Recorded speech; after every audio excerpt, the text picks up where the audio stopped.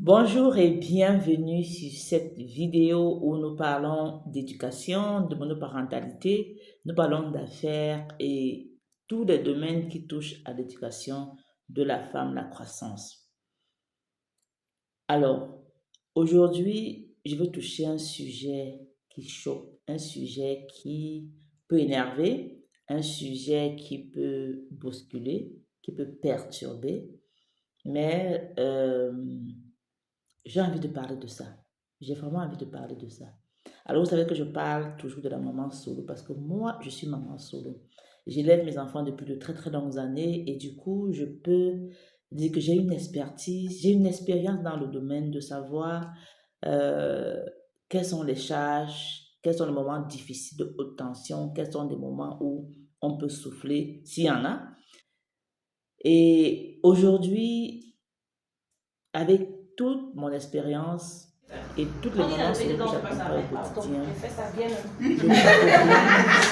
Peut-être pas heurter maman l'enfant, je solo vais le tuer. Non, mais reste je mets un peu de les finances. Beaucoup pensent que c'est l'amour, mais non, ça reste les finances, donc l'argent. Comment créer plusieurs portefeuilles, comment créer du revenu pour gérer toutes les charges de la maison.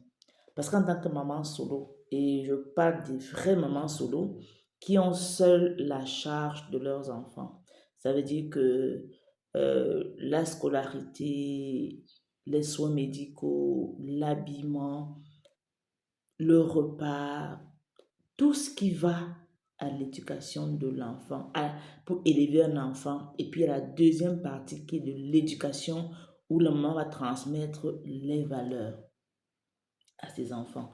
Donc, parfois, c'est assez prenant et il faut un seul porte-monnaie. Je sais que c'est difficile, je sais que c'est compliqué, je sais que c'est assez prenant. Et du coup, beaucoup de mamans solo, excusez-moi, se versent dans cet environnement de pitié où le statut matrimonial devient un peu comme une caisse d'aide, une demande d'aide. Parce que je suis maman solo, à chaque fois, il faut que je mette ça devant pour exprimer aux gens que parce que je suis maman solo, j'ai besoin d'aide, il faut ceci, tout ça. Je voudrais te dire, si tu es maman solo, que tu m'écoutes et que tu as l'habitude de faire ça, il faut arrêter. Vous savez, être maman solo, c'est un statut et c'est une saison de vie.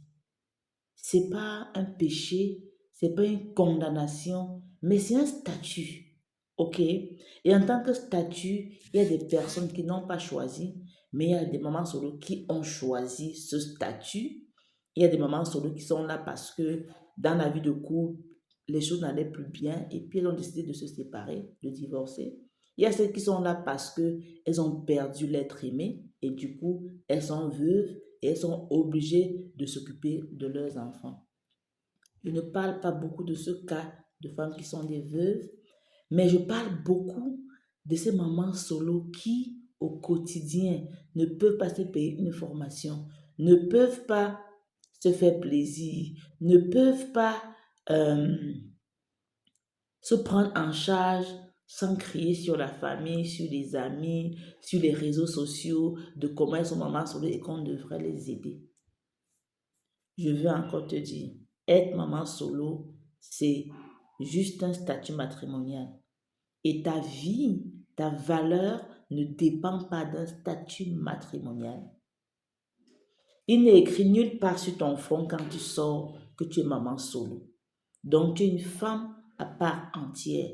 Tu es une femme qui a des émotions, des sensibilités, qui peut se former, qui peut travailler, qui peut chercher l'argent pour l'équilibre de sa famille. Alors la question que j'aimerais te poser, c'est ce que je pose beaucoup à mes coachés. Qu'est-ce que tu aimerais que tes enfants retiennent de toi? Que ma mère parcourait de maison en maison, de bureau en bureau, de famille en famille, pour commander l'argent pour nous élever, ou ma mère était une battante, une warrior. Elle a tout fait pour nous élever, malgré le fait que ce soit difficile. Aujourd'hui, il y a des formations sur découvrir ce que tu sais faire, le talent. Parce que beaucoup mettent en avant si j'avais l'argent, j'aurais lancé tel projet. L'argent n'a jamais lancé un projet. C'est découvrir son talent, son potentiel qui peut te permettre de lancer un projet. Ce n'est jamais l'argent. La preuve, c'est que je connais beaucoup de mamans solo qui ont dit si j'avais l'argent, je ferais tel projet. Mais elles ont eu l'argent, mais elles n'ont pas fait ce projet. Pourquoi? Parce que l'argent n'était pas le problème. Le problème, c'est toi, de découvrir qui tu es, ta personnalité, ton réel potentiel, tes atouts. C'est découvrir le but de ta vie. Pourquoi tu es là? Pourquoi Dieu t'a gracieusement donné ses enfants, même s'il n'y a pas un père à côté? Pourquoi? Et vous savez bien qu'il y a autour de nous des femmes qui ont l'argent et tout, mais qui n'ont pas d'enfants. Donc, avoir des enfants aujourd'hui, c'est un don du ciel. Qu'on soit solo ou marié, ça ne devrait pas être une condition pour que on le présente comme un handicap. Ce n'est pas un handicap. Bien même que les personnes handicapées aujourd'hui travaillent pour générer des sources de revenus. Alors, toi, maman solo qui m'écoute, je voudrais que tu arrêtes d'utiliser ta situation de maman solo comme une situation de handicap. Ce n'est pas un handicap.